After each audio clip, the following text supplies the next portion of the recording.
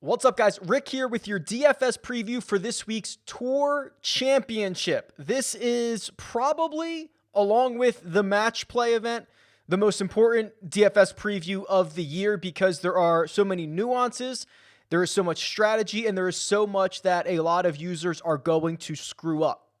So sit down, buckle up. This is going to be a fun one. I love this one. I've got a couple of extra tools that I want to show off and share with you guys, but I'll get to that in a second. As far as content goes this week, still very much going to be your betting preview on Tuesday, your live chat, 3 p.m. Eastern time on Wednesday, your Jock Market Power Hour, 8:15 p.m. Eastern time on Wednesday, and then your watch party, which is Friday, 4 p.m. Eastern time. That's just a live hang. It's usually a cut sweat show. There is no cut this week, but it's an opportunity for us to kind of run the numbers, look ahead to the weekend, see if there's any bets to be made. A really good hang on a Friday afternoon. And before we move on to the Tour Championship, the BMW Championship was very, very generous to a couple of members of the community. First off, Nick Sheffield, he did it. Yeah, he won the flop shot, $200,000. Congratulations to you, Nick. You absolutely love to see it. And then Austin sent a very nice message. He said, I finally did it. What a sweat this was. Pretty remarkable. I was able to get second place, without the winner. Huge shout out to RickRunGood. Started following you this year and didn't disappoint. Best content in the business. Thank you very much. I'm so stoked for you. That second place finish was worth $20,000 in the single entry, the $200 single entry, which is called the driver. So congratulations to those guys. If you want to be a part of the community, there are two ways to win a subscription to RickRunGood.com. You can just go sign up. You don't have to win it, but if you want to try to win, here are the two ways to do it. If you're here on YouTube, like this video, make sure you are subscribed, and leave a comment below with who you think is going to win the Tour Championship without the starting strokes. More on that in just a second. So straight up, everybody starts at 0. Let's go that way and see some creative responses. The other way, leave a 5-star rating and review on the iTunes version of this show. It's called 300 Yards to Unknown. It will be linked in the description. Leave a 5-star rating and review. Say something nice. Leave me your Twitter handle. Those are the two ways to get entered into a draw, and I will pull those next week when I do the DFS preview, but there'll be stuff next week. We'll figure it out. Okay, so let's now turn our attention to this very unique Tour Championship. So I'm already getting a ton of questions about this. There are 30 golfers in this field. There's technically, as of me recording this, only 29 on DraftKings. DraftKings did not include Patrick Reed in the player pool, although Patrick Reed is the 30th ranked player. He has qualified for this event. He's been dealing with, he's been in and out of the hospital with pneumonia, and I have not seen any official withdrawal, but DraftKings does not have him. So keep an eye out if Patrick Reed does end up getting added to this player pool. Now, what you also need to know is for the last 2 years, the Tour Championship has been rewarding its highest ranked players with starting strokes based on their positioning in the FedEx Cup standings before this event. So I actually added this to the cheat sheet. You can see, oh, and of course it's not going to do it right. It's thinking it's text. So here's what I'll do. I'll fix that. So Patrick Cantlay, because he comes in the number 1 spot, fresh off his win at the BMW Championship, is going to start this event at 10 under par. Tony Finau is going to start at 8 under, Bryson DeChambeau at 7 under, John Rahm at 6, and then Cameron Smith at 5 under, and then you're going to have 5 guys at 4 under, 5 guys at 3 under, 5 guys at 2 under, 5 guys at 1 under, and 5 guys at even par. This is the big part of the strategy this week. In fact, we're probably just going to throw away the cheat sheet, and I'm going to show you this matrix that I've built for this the last couple of years to kind of better illustrate the potential outcomes for this event. The big thing to know is while the starting strokes are going to really dictate the pricing, Patrick Cantlay, $13,400, which is a very expensive price, a price we don't normally see, all the way down to Erik van Rooyen, $5,000. So it really dictates the price, but those starting strokes do not come with the prerequisite birdies or eagles or pars, right? If a normal golfer gets to 10 under par over the course of an event, it is because they've made birdies. They've made eagles, right? That's not going to happen. When this event starts, before anybody hits a tee shot, Patrick Cantlay is going to have 30 points, 30 first place points. Now, what we've seen in the past is, by the second hole, that could be gone. So what we saw 2 years ago when Justin Thomas entered with the number one spot, I think like 3 holes in, he had made a bogey, someone had made 2 birdies, and Justin Thomas dropped to second, and in turn, his finishing position bonus dropped to 20 points. Okay, so that's kind of part one here, is the fluctuation of these finishing position points is going it's going to be important, and it is likely to fluctuate very early over the course of this event. Now, I will say, DraftKings has done a better job with the pricing this year. In the past, I think Justin Thomas was $15,500. DJ was very expensive as well. To keep everybody kind of in this, 2 guys in the 13,000 range, 1 guy in the 12,000, a couple in the 11. This seems to be a better use of the pricing. And now what you also have to keep in mind, and we'll talk about this more on the betting show on Tuesday, there's going to be an opportunity to bet this event with or without the starting strokes. So the guys who are further back, they know they have to make up ground. They know that they're going to have to keep the foot on the pedal. In my opinion, they are probably better investments in this outcome, but it's a little bit like round 4 showdown where the finishing position is already built in. Course Key stats tool here, and Eastlake is, it's a par 70, it's 7,300 yards, it's Bermuda grass. Historically, it is a really good correlated course because you get generally the same golf, not the same golfers, but the top 30 golfers. It's at the same time of year. The course generally plays very, very similar, and it should be no surprise to you that you're seeing some strongly correlated stats, and the strongest correlated stat to success is strokes gained approach. There are only 6 other courses on the PGA Tour where strokes gained approach is more important, and then strokes gained off the tee is next. So this is a ball striker's paradise. So if you're looking for those types of golfers, you can certainly use the tools here to say, okay, last 24 rounds, maybe I want guys that are hot. Who are the best approach players in the field? Well, Daniel Berger's number 1. He's gaining 1.2 strokes on approach per round. He's $5,800. Maybe he is a shoe-in, absolutely plug into your lineup type of guy. What you're really going to want to do, and how you'll win all the money. I think Ches Reavie was this guy either last year or 2 years ago. I think Mackenzie Hughes was this guy last year. You need the guy who will win you the money is the guy who starts 20th or lower and finishes T8.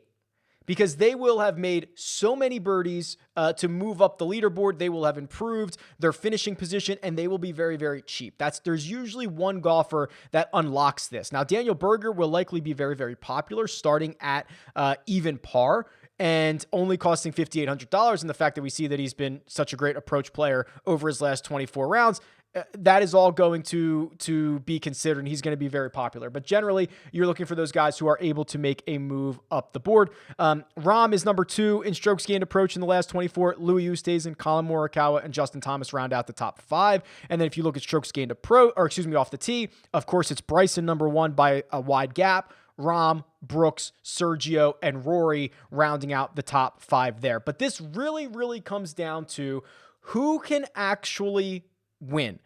Who, after 4 rounds and being spotted strokes, can come out on top?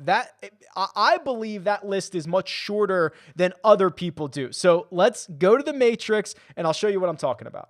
What's up, guys? Just wanted to pop in real quick and see if you're a member of RickRunGood.com yet. If you have not been paying attention, there's been a lot of new data injected. There's been a lot of new tools. Things are constantly being updated. You're getting official PGA Tour strokes gained data round by round. There's a ton of Korn Ferry Tour information. There's a ton of Champions Tour information. The custom model is constantly being expanded so that you can choose any metrics that you want and create lineups that way. It's constantly being updated, and there are a few ways to join. It's $7 a week. It's $20 a month. It's $100 for 6 months or $200 for the year, which also gets you access into the Slack channel where there is plenty of discussion, questions, answers, all that good stuff going on all the time. So don't wait any longer. Subscribe to RickRunGood.com. This is the Matrix, and I have built this the last couple of years to help me understand who actually has a chance of winning this golf tournament. And I will walk you through this. It is probably a little bit intimidating to start and trying to figure out what's going on here. I will also make this available to download for you. So if you go to the homepage of RickRunGood.com, and if you look underneath cheat sheet right here on the left-hand side, there is a link that says Matrix Download. That will download the Excel file for you. I'm giving that away to you. Have fun. You can mess around with it yourself. In return, hit the like button. That's all I ask. Thank you. If you want to subscribe to RickRunGood.com, plenty of good stuff there, but at least hit the like button. Thank you very much. This matrix, I love it, first of all. So what it does is it generally... So I've got this broken down into 3 different categories: career stats, yearly stats, and then like more recent stats to try to see the different ways that golfers can win this golf tournament. Now I'm using strokes gained. I'm using strokes gained averages. I'm using strokes gained standard deviations, and I'm essentially just creating a bell curve. The NNT followers and fans, you don't have to message me about bell curves. I know that there are probably better ways to do this, but I think it's a really simple, easy illustration to show you what's going on. So in what this matrix tells you is what their player is, what their starting score is, how many strokes gained that is, and then what it does is basically this. So this column right here, L, this is the player's career strokes gained average. And then over here is their standard deviation for the same time period. In this case, it's their career. And basically, if you understand kind of how standard deviations and bell curves work, within a couple of standard deviations of each other, you can kind of get an idea of the likelihood of a golfer gaining 6 strokes or -6 strokes or +8 or -2 or whatever. You can kind of figure out how likely those outcomes are. So the way that this works is if every single golfer played to their career average over 4 rounds, every single one, Patrick Cantlay is still going to come out on top. He is going to start 2 strokes ahead of Tony Finau. He is going to gain more strokes than Finau and Bryson and Cam Smith. He's actually going to lose strokes to Jon Rahm, but Jon Rahm is not going to make up enough over 4 rounds. So the actual finishing position, based on career data, would be, and everyone playing to their average would be Cantlay first, Rahm second, Finau third, Bryson 4, Jordan Spieth 5. That would be the top 5. Okay, so keep that in mind. Now, we can start tinkering with this. So, for example, what would it take for Jon Rahm to win the Tour Championship, starting 4 shots back? We know he's already going to leapfrog 2 players if everybody plays to their average. And by this 50% column, that's everyone playing to their average. Let's start tinkering with Jon Rahm. Does he need a 55th percentile performance? No, he's still a shot back there. Does he need a 60th percentile? Oh, we're getting a lot closer. A 65th? Yeah, that'll do it. So here's what this says. If Jon Rahm plays to his 65th percentile finish, basically slightly better than average, and everyone else plays to their average, Jon Rahm is going to win. Now, how likely is it and how often does he play to that 65th percentile? Well, that's him gaining 8.4 strokes on the field over 4 rounds. Let's take a look. 8.4 is the magic number. I'm on the golfer profile page and I'm just scrolling down and looking at his recent events. The BMW Championship, he gained 6.8. That's not enough. But in his 5 starts previous to that, he gained 12, 12, 15, 21, and 9. So this is certainly well within the range of outcomes for Jon Rahm to win the Tour Championship. Now, that also doesn't even really indicate that's everyone else playing to their average. Let's say Jon Rahm plays a little bit worse than that. He plays to his 60th percentile, but Patrick Cantlay plays a little bit worse than his. He plays to his 45th percentile, slightly worse than average. Well, now Jon Rahm still wins. So you really need to understand the different outcomes, which is why I like making this this matrix available to you guys, because you can mess with it all. You can set percentile finishes for literally everyone here. And also the other big thing is how many guys do they have to pass? That's really key here. So let's set everybody back to 50%. So let's go someone down the board. And Rory McIlroy. Rory McIlroy certainly has, in theory, the firepower to make up 8 strokes. Actually, I do not believe someone from 2 or 3 under par can win this golf tournament. Let me try to illustrate that. And I think we can agree that Rory and Dustin Johnson kind of have that firepower to do it. But I'm already getting the questions. I'm already hearing comments that are like, oh, Rory's only 8 back. He has 4 rounds to make it up. Let's find out. If Rory has a 75th percentile performance and everyone else plays to their average, he finishes second.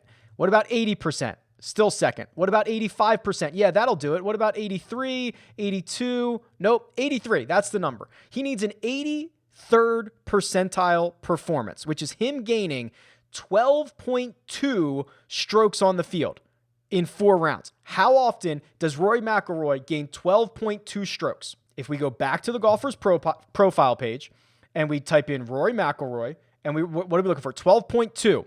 Well, he did it, let's see, at the Wells Fargo Championship where he won. That was the last time he did it. He gained 10 last week, 6 and 7 a couple weeks ago, 10 at the U.S. Open, but 14 at the Wells Fargo. That would be good enough. The time before that, well, he gained 12 in 2020 at the WGC Mexico, but 12.2 is the number we're looking for. Okay, 2 years ago at the Tour Championship, he gained 13. I mean, he's been very, very good at Eastlake, right? Let's actually do that. Let's sort by Eastlake here, or the Tour Championship, because he's been very, very good at the Tour Championship. And even then, only once has he gained more than 12.2 strokes at Eastlake. It was 2 years ago. He gained 10.4 in 2016, but that's not good enough. So really, we are already saying for an 83rd percentile performance for Rory McIlroy, that's something he has done twice in the last 2 years, something like that. Now, let's say we get that performance from Rory, which we all agree now is a once a year type of thing for him historically, once a year. Let's see if that's what else can happen. If Patrick Cantlay plays to a 52nd percentile performance, basically the tiniest bit better than average, Rory still doesn't win. Okay, so we just asked Rory McIlroy to have a once in a year type of performance, in which he's already had this year, and if anybody ahead of him, so that's Cantlay having a slightly better than average week. If Jon Rahm has 645% is definitely going to do it. If Jon Rahm has a 65th percentile performance, he spoils it for Rory. If Tony Finau has probably bigger than that, probably 70th. Yeah. 70th percentile performance, he spoils it for Rory. So the problem is, not only are you asking some of these guys to come from so far back and have an absolute ceiling week, you are also asking all of the guys ahead of them to not have a good week. It's a really big ask. It's a really tough math problem is what it ends up being here. And the guys who are so far down are completely behind the 8 ball. And that's Rory, right? That's Rory, who we all agree is incredibly talented here. So let's go even further, right? Let's say, what is Kevin Na? So Kevin Na is generally a very volatile, high upside golfer. Let's use him as an example here. He's at -2. He needs this is going to be wild.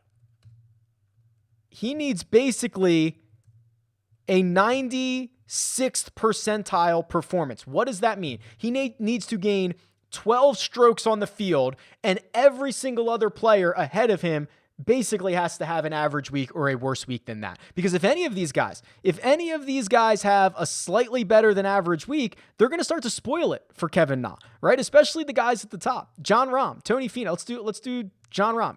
55th percentile. How about 60th percentile? Would that get it done? 75th? That'll definitely get it done. This is just such a tough math problem when you're that far back. So realistically, who can actually win this golf tournament? Well, we'll get to that. But I also have the winning score over here. So, if we think the winning score is going to get to 22 under par, that's a winning score that Patrick Cantlay only gets to 9% of the time.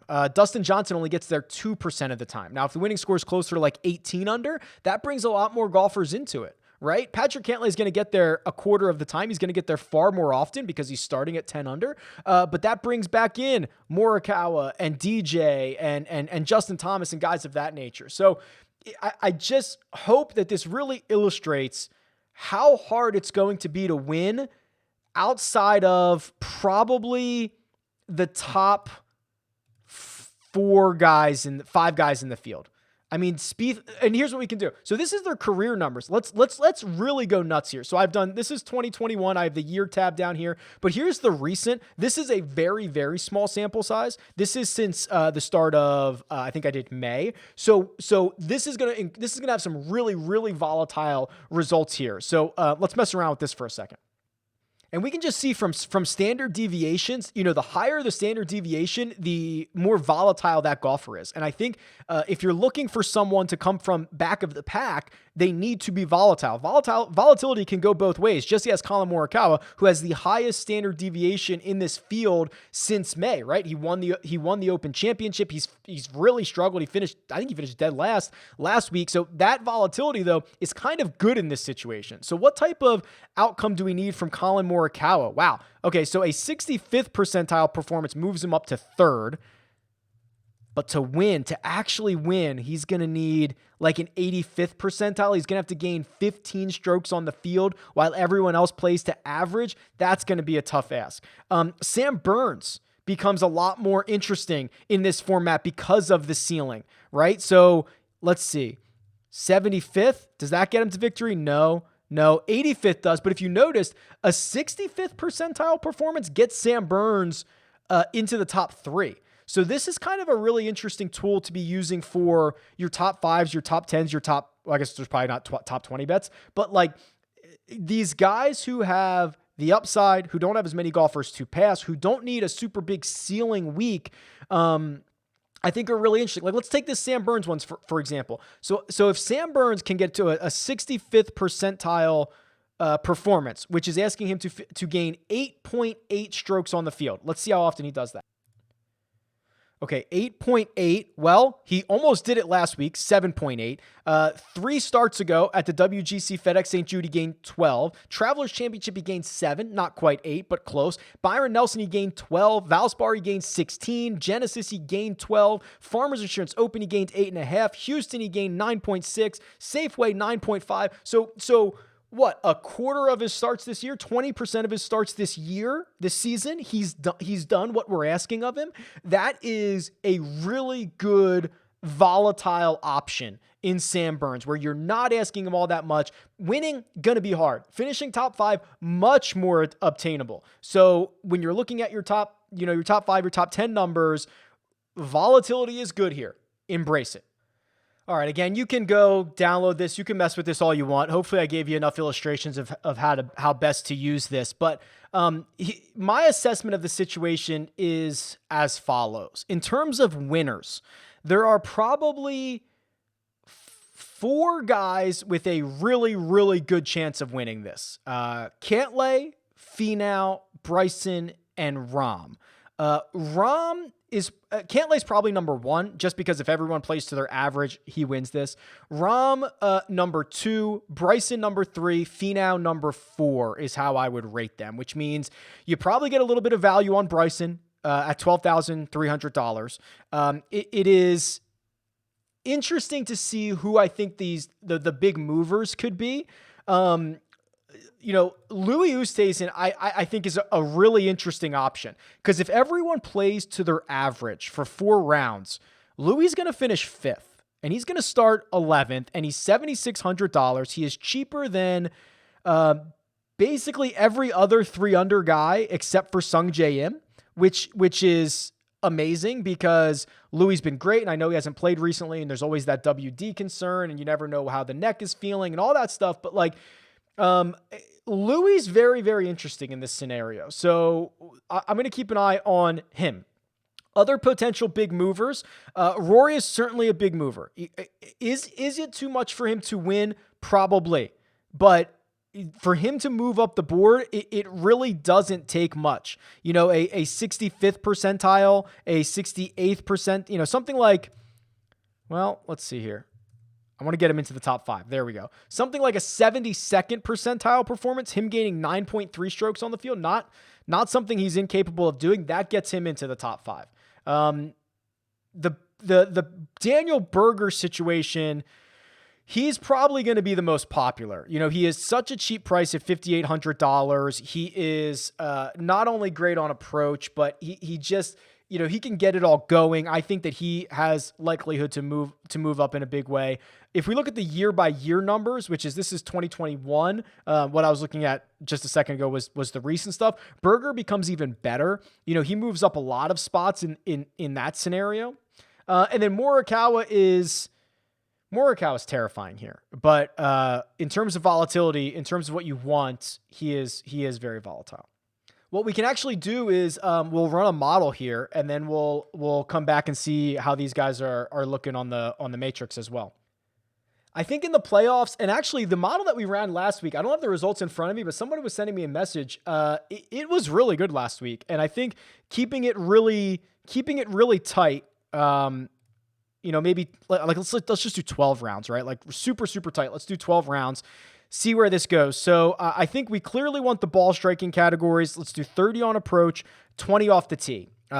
Strokes gained approach was significantly the most correlated stat to success at Eastlake. Off the tee was number 2, and then the rest of them were kind of sub-average. But I do want to create, again, kind of just that weighted strokes gained total. So I'm just going to throw 10 on around the green and 10 on putting, which leaves me with 30. The way that I'm also going to do this is a couple of things. So I have 30 left. I'm going to do 15 on par 4 scoring because it's a par 70. And then I'm going to do 15 on birdie or better, because you have to remember here, and we'll talk about this more in the betting preview, there is going to be kind of a disconnect between some of the goals for the players and their pricing or their odds, right? So when you bet someone outright in the version of, in starting strokes or in no starting strokes, you need to understand what the player's perspective is. The player might not even know they're winning the non-starting strokes version, right? They're just trying to chase down a guy at the top. So you'll probably not see me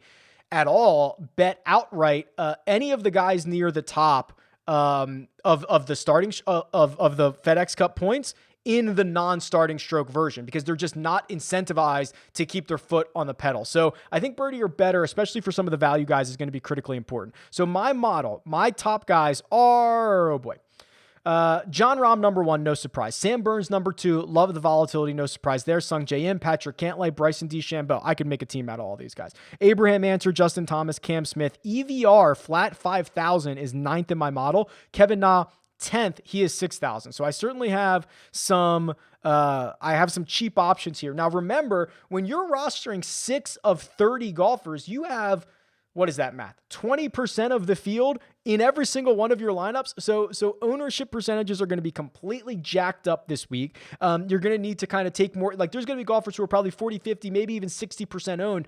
Daniel Berger might be that guy early in the week just because of how many guys of the field that you actually do have to roster. And it gets even bigger than that if Patrick Reed does not end up playing in this event, which we'll certainly keep an eye on for the rest of the week. But those are my golfers. I do want to see what kind of lineups I can make with EVR and Kevin Na instead of Daniel Berger, because I think Berger is is certainly going to be that popular one, but EVR has been red hot. Kevin Na is super You're going to see me embrace all the volatility this week. That's probably going to be your Brysons, your Sam Burns, your EVRs, your Kevin Nas. Like this is seemingly the week for that. So that's the direction that I'm headed in. Again, you can find that matrix on the homepage of RickRunGood.com. It'll be on the left-hand side. It'll say matrix download. It's already there. This is a fun one. I will do my best to try to tweet some good stuff out in the Run Good Rundown, which is a newsletter that I create most weeks when I have the time and we don't get pushed back the week before from the tournament. That will, I assume, have a lot of really interesting nuggets on it because this is such a unique event. I think that'll do it. Let me know what you think. Tweet me at RickRunGood. Leave a comment below. Best of luck this week, and I'll talk to you guys soon.